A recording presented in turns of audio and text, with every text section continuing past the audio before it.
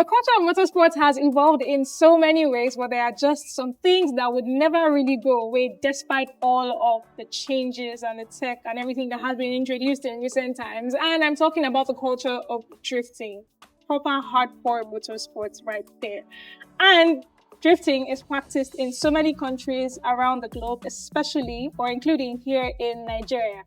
Today, I'm going to be talking to a car drifting expert in the person of my guest here, and he's going to take us through everything that drifting is all about, how it pulls through here in Nigeria, the fun sides, the challenges, and every single question it is that you have in mind will be answered on this particular episode. I'm Miee, and you're welcome to the podcast on the Ride With Me.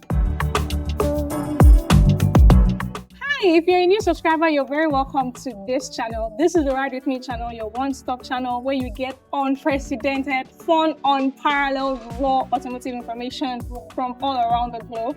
So you're very welcome to subscribe and stick around. And if you're a returning subscriber, it's great to see you again. Thank you for joining us one more time. And for this episode, just like I mentioned during the introduction, we're going to be having a conversation with a very fun personality, someone who has created his mark in the sands of time, and I'm talking not just on a national level, but on a global level. He's in the person of, well, Starboy BMX, as he's popularly called. He's not just a BMX athlete, as his name entails. He also is one of those names that would be penned down or engraved on a wall.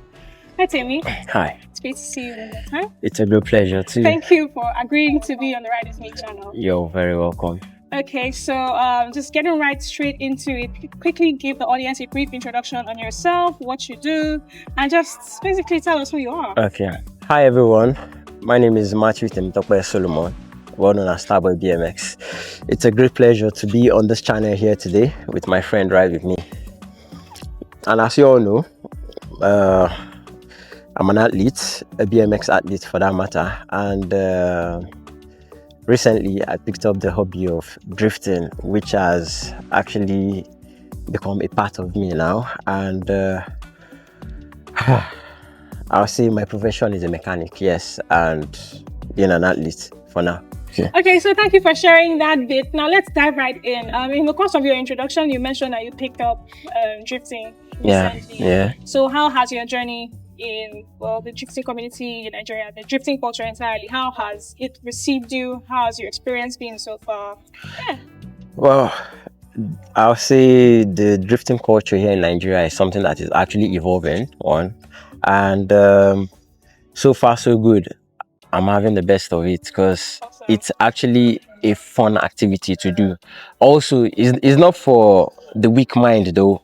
It's for the strong-minded people, you understand? But so far so good in Nigeria. The drifting culture is actually something I enjoy so much because of, one, the growth, and I'll say the main events that are even actually pushing this culture here in Nigeria are like two of them, which one of them would be Drift League events, which always happens in Abuja, and the second one would be Fanfaro Auto Fest. Okay. Yeah, you see, I think from the previous Fanfaro event, they took us to the international level. Like the setting of the competition was just for professionals. And for that event being my very first time competing in a drift competition, and the way I performed, I feel like, yeah, it's actually welcoming, because in some places, events like that, they might be like, no, you've not actually experienced this before, they shouldn't allow you to jump on the track with the professionals. And the fact that they welcomed me and allowed me to also take my car on that track and try it out is something that is really, really enticing. And to me, I see the other practitioners of the sport as a family, because they actually, I'll say they're the one that made this happen. Because without them, there won't be people like us, because there's some people ahead before I also become one of them.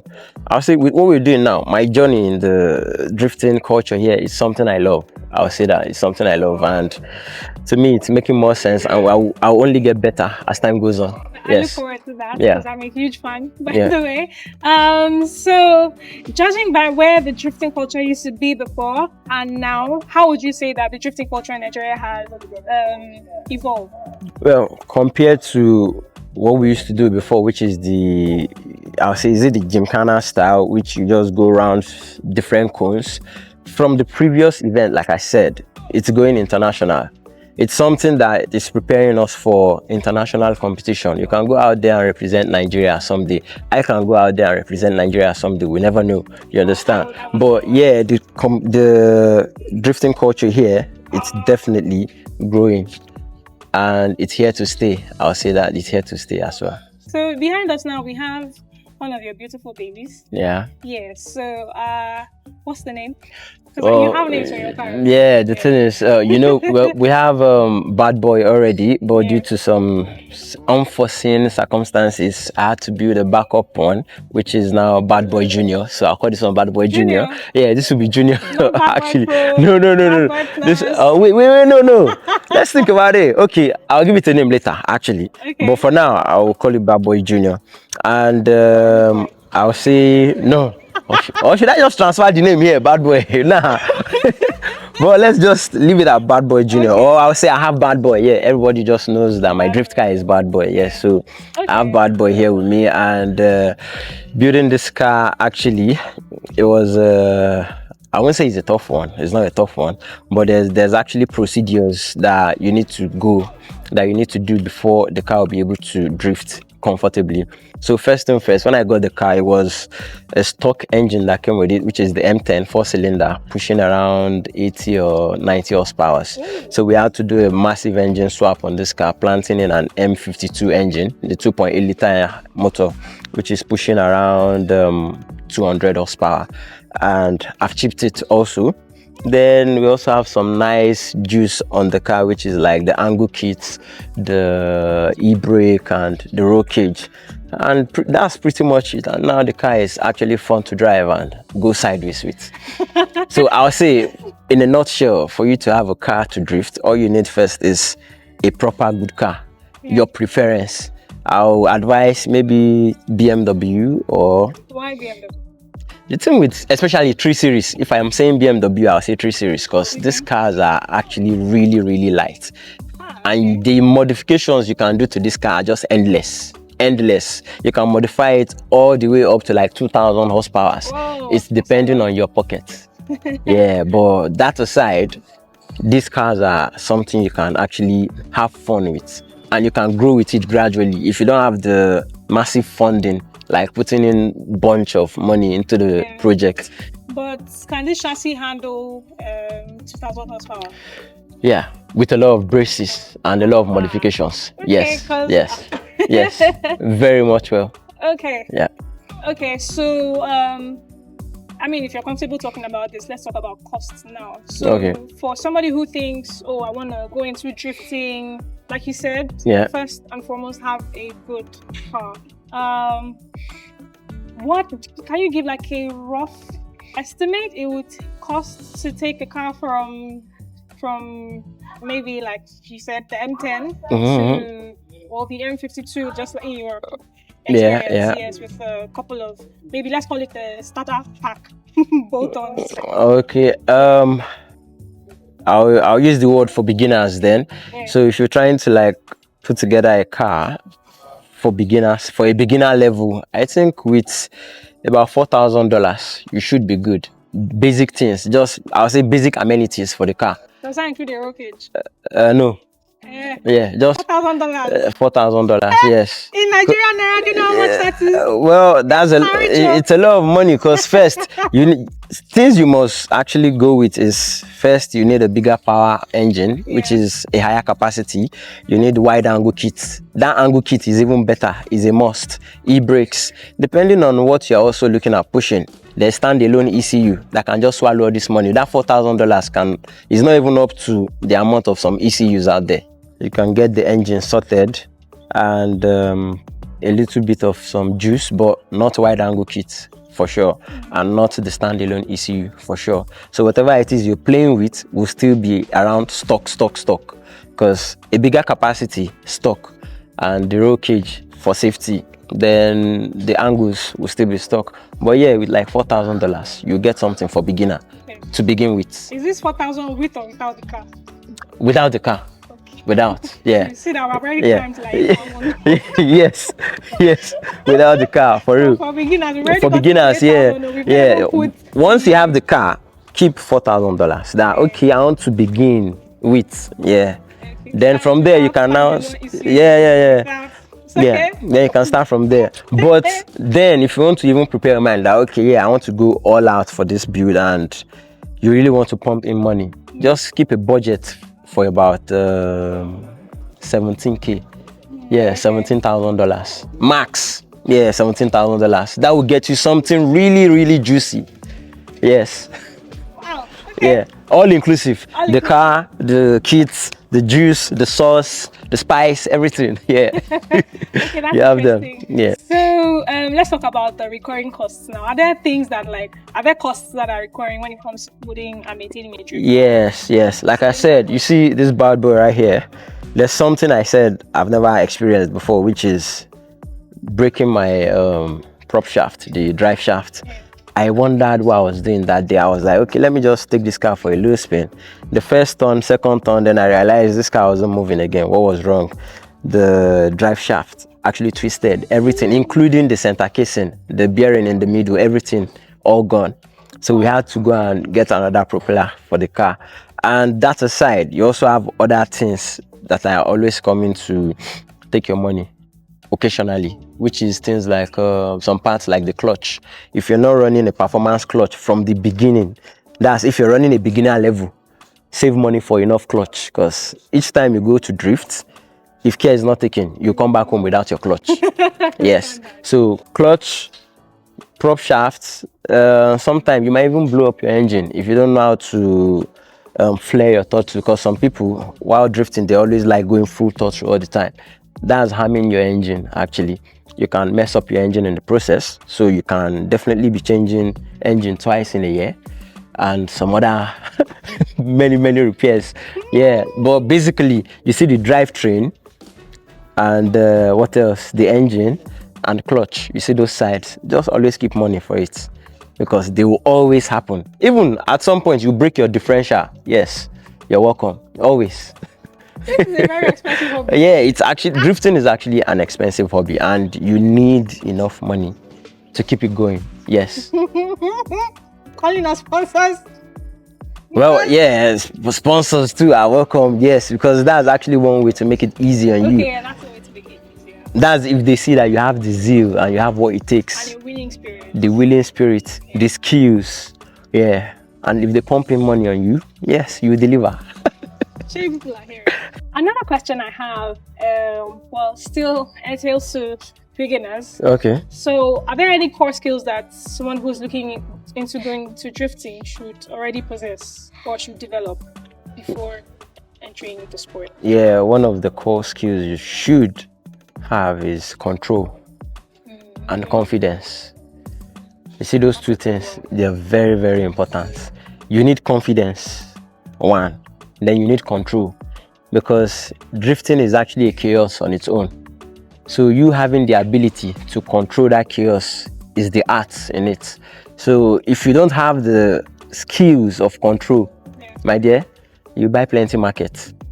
Yeah, imagine someone that sees a little space and is like, I can drift here. Meanwhile, you can't actually control drifting in that small space you have. You end up in people's property. So that's where you need those two things. Confidence, one. That's the confidence is giving you the ability to say, okay, yeah, I can drift there. You have the confidence. The second one will now be the control. Having that skills. You need to have that one. Even from going to driving school to learn how to drive manual. Yeah. You need that control to be able to know that this is what I'm doing, this is what I'm doing. You see a pothole, this is where I'm placing my tires. You're on the driver's side, which is the left side of the car. Yeah. So you seeing a pothole, you can actually decide where you're putting that pothole. If it's in the middle, if it is on the right side, you are placing the pothole, or on the left side. Yeah. So the moment you have all these controls, coming into drifting is also you trying to figure out, turning left to go right, where am I placing this cone? You understand? Yeah. So basically, skills, confidence, control, that's what you need. Sounds like a lot of thinking. No, not a lot of thinking. It's just simple. You just need to. I think it's simple because you're already into it. Oh, okay, Yeah. okay, So yeah. for a beginner, it will feel like a lot until they get used to Yeah, it. but do you know the surprising part is that no one taught me how to drive. And that's why I think my driving is actually not normal. And when it even comes to my drifting too now, I'll say my drifting is not normal as well. See that freestyle drift, just continue. See, if they say freestyle drift in Nigeria, Yeah. that S inside the freestyle is that It's that way, yeah. We have that one for the book. Just keep it. Surely, surely. Thank you. I would never forget your move. They call it the God move. The God move, that one at the TBS, right? That's like one of one. I'll find that clip and plug in. And did you know I actually didn't practice that trick I did? I didn't practice, no nothing. The organizers of the event were like, I just told them, yo, for this event, I have one surprise package. This is what I want to do for you guys. And they're like, no, have you been doing it before? I said no, because I'll be honest, I've not done it before. But the space is there, and I'm sure of what I can do with the car. So and I delivered. They didn't see it coming too. It was just my turn to drift, and I was like, okay, come on, it's go time. Imagine leaving the car and then going for my bicycle, then coming back into the car. It was amazing, simply amazing. So you can see that that's actually control. Yeah. Having its own place, and confidence. I'm confident in what I can do, and then the control is there. Like, yes, I can control all this chaos, and I did it perfectly. I love it. Thank you. I love it. Okay, so moving on, are there any common mistakes you find drifters making, or are there also any misconceptions you feel like the vast majority of people have about the drifting culture? Well, mistakes that I would say would be, first, how you present yourself. That's one of the mistakes we make, because another thing I observed in the drifting culture here is that we're trying to be competitive. No, this guy is better than this guy. After a competition, I've been in a gathering where people are talking about this person's performance. This person is saying, no, I did this more than this guy. No, I did this more than this. Meanwhile, we're all there to learn. We're all still growing our skills. Yeah, we compete. Whoever wins, wins. But you don't keep stating that fact that, no, you're more than this guy, No, it's all growth. You grow one day. Someone will even come. As I'm here today now, I don't know, maybe one under 15 will come from nowhere someday and take over the freestyle too. You get? So it's just like, that's one mistake I observed. We're trying to be competitive always, all the time. And I don't think it makes sense that way. It doesn't make sense. Just do you, own your space, and put out your best. I'll do myself too and put out my best. Whatever it is, it's out there. Who love what you're doing will love you for what you're doing. Who doesn't love you will actually opt for another person. That's just one thing I think I'll point out. Yeah. Are there any other mistakes? Any other mistakes? No. Okay, what about common misconceptions from the public? Well, that one is normal.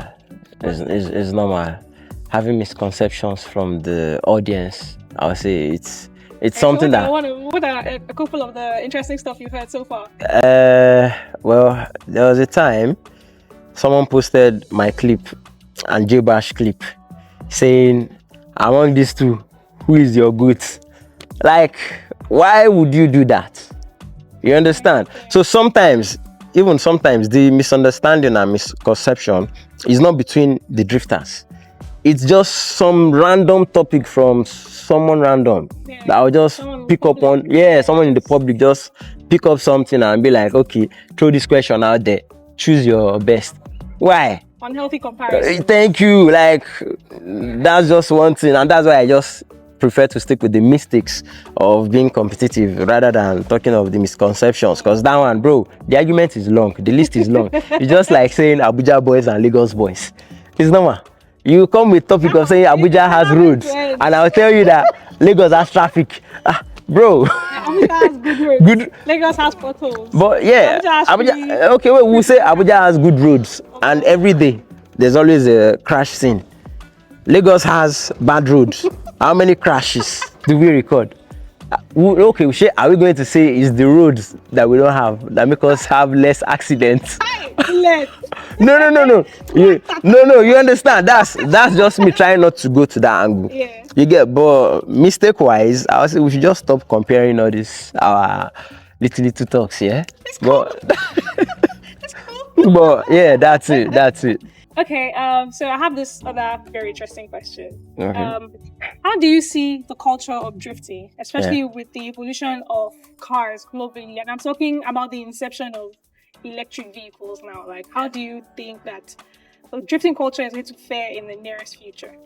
So yeah, with the fact that we have EVs everywhere now in the country, I'm definitely sure there's it's rare actually for you to see a good drifter out there leaving combustion engine to opt for electric vehicle or electric motor. It's actually, I don't think the chances is high, because what can actually